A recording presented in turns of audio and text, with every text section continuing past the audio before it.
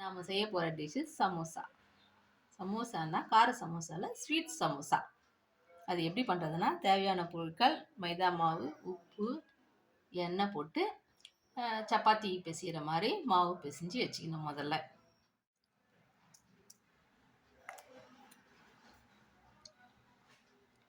எண்ணெய் கொஞ்சம் ஊற்றிட்டு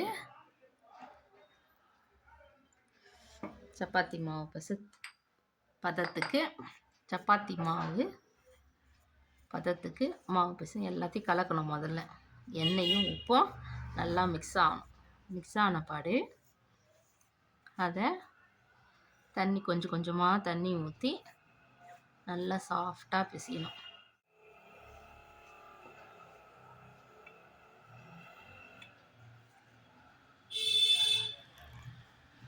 அளவுக்கு சாஃப்டாக இருக்கணும் மாவு பிசைஞ்சா. நெய் ஒரு 2 ஸ்பூன் நெய் ஊற்றிக்கணும். நெய் போட்டு 200 ரவை, இதை நல்லா வாசனை வர்ற வரைக்கும் வறுக்கணும். நல்லா சிம்மில் வச்சுட்டு லேசாக வறுத்துட்டே இருக்கணும். ஒரு 10 நிமிஷம் வறுத்தா போதும். சிம்மில் வச்சுட்டு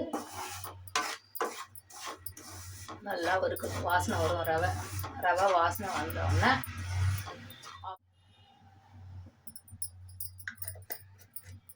யூஸ் பண்ணுறது உதயகிருஷ்ணா நெய்.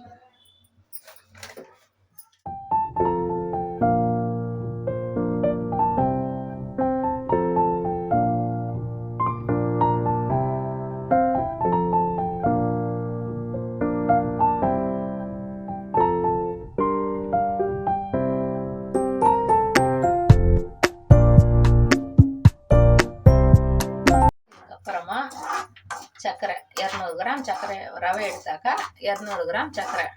அதை மிக்சியில் கொஞ்சம் நைஸாக அரைச்சிக்கணும். 200 கிராம் ரவை போட்டால் 200 கிராம் சர்க்கரை. இப்போ தான் ஸ்வீட்னஸ்ஸு கொடுக்கும். நல்லாயிருக்கும், ஸ்வீட்டாக இருக்கும் சாப்பிட்றதுக்கு. இப்போ ரெண்டுத்தையும் ஒன்றா கலக்கணும். கலந்துட்டு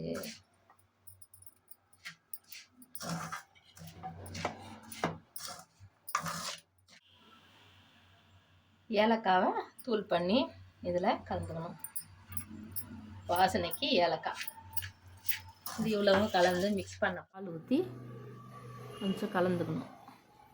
அப்போ தான் உள்ளே வச்சு ஸ்டஃப் பண்ணும்போது உதிரி உதிரியாக இல்லாத கொஞ்சம் கட்டியாக இருக்கும். கொஞ்சம் திக்னஸ், அந்த உதிரி உதிரியாக இல்லாத திக்னஸாக இருக்கும். சாப்பிட்றதுக்கு நல்லாயிருக்கும். பார்த்துட்டு எனக்கு கமெண்ட் பண்ணுங்கள் எப்படி இருந்ததுன்னு. இதையே மைதா மாவில் பூர்ணம் வைக்காத உருண்டையாக பிடிச்சி வச்சாக்கா ரவா லட்டு. இதையே அப்படியே உருண்டை பிடிச்சி வச்சிட்டாக்கா இது ரவா லட்டு ஆகிடும்.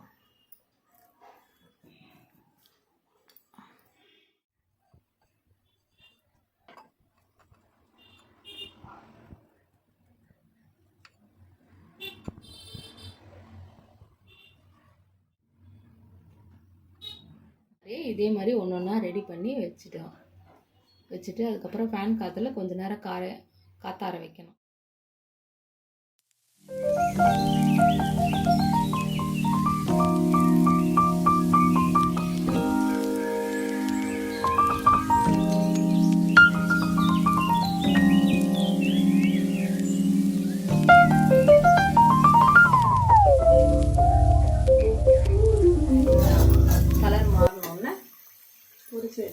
எடுத்துடணும். சிகப்பாக மாறும்போது எடுத்துடணும். நல்லா வெந்துடுச்சான்னு பார்த்துட்டு நல்லா முறுமுறுன்னு ஆனப்பாடு நமக்கே பார்த்தா தெரியும். சிகப்பு கலரில் வரும். இதோ இந்த மாதிரி வரும். இந்த மாதிரி வந்த உடனே எடுத்துட்டா கரெக்டாக இருக்கும்.